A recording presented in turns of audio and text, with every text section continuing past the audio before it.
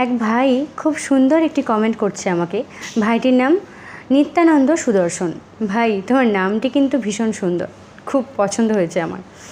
তো ভাইটি বলছে, দিদি ভাই, একটি মেয়েকে আমি খুব ভালোবাসি, খুব পছন্দ করি এবং মেয়েটিও আমাকে খুব পছন্দ করে, কিন্তু মেয়েটির বাবা বলেছে আমি সরকারি চাকরি না করলে আমার সাথে বিয়ে দেবে না, বা সরকারি চাকরি না করলে বিয়ে দেবে না।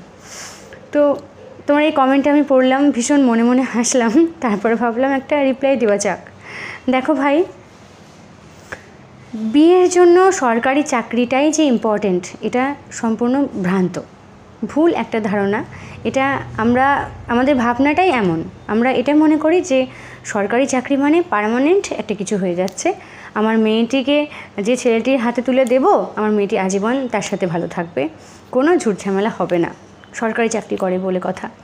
তো এই ভাবনাগুলো আমাদের মধ্যে তৈরি হয়েছে, আমরা এটাই ভাবি, এই ভাবনা থেকে বেরিয়ে আসতে পারি না, এটা আমাদের বড় ভুল। দেখো, তুমি যদি একজন সৎ হও, তুমি যদি পারিশ্রমিক হও, মানে তুমি যদি খুব স্ট্রাগল করার ছেলে হও, ভালো স্বভাবের হও, খারাপ নেশাগ্রস্ত না হও, তাহলে তুমি একটি মেয়ের জন্য কিন্তু পারফেক্ট একজন ছেলে বা পাত্র। তো তুমি কেমন, এটা তোমাকে ভাবতে হবে যে আমি এরকম কি, তাহলে তুমি একটি মেয়ের জন্য যোগ্যের, এতে কোনো সন্দেহ নেই।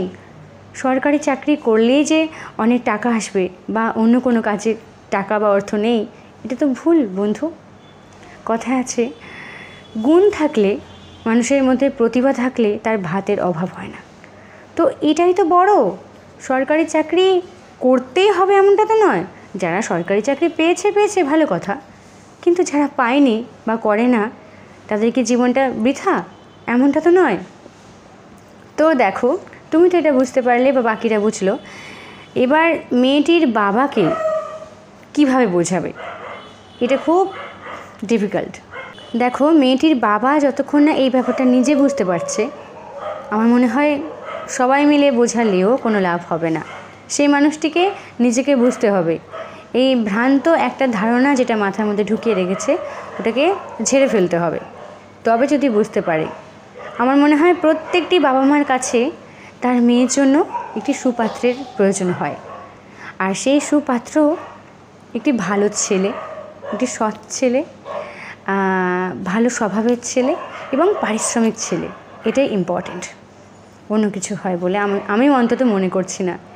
তো সেই মেয়েটির বাবা যদি এটা বুঝতে পারে যে আমার মেয়ে একটি ছেলেকে খুব ভালোবাসে, পছন্দ করে, এবং সেই ছেলেটিও আমার মেয়েকে খুব পছন্দ করে, ছেলেটি ভালো স্বভাবের, ছেলেটি খাটতে পারে, পারিশ্রমিক, ওর সাথে থাকলে আমার মেয়েটি ভালো থাকবে, সুখে থাকবে, তাহলে এটাই সবচাইতে বড়, সব থেকে বড়, এর থেকে বড় আর কিচ্ছু হতে পারে না ভাই।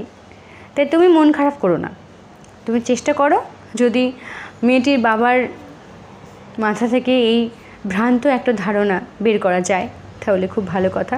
আর না হলে দেখো তুমি কি করবে, চলো ভালো থাকবে, তোমার এতে কোনো ভুল নেই, তুমি ঠিক আছো, চলো।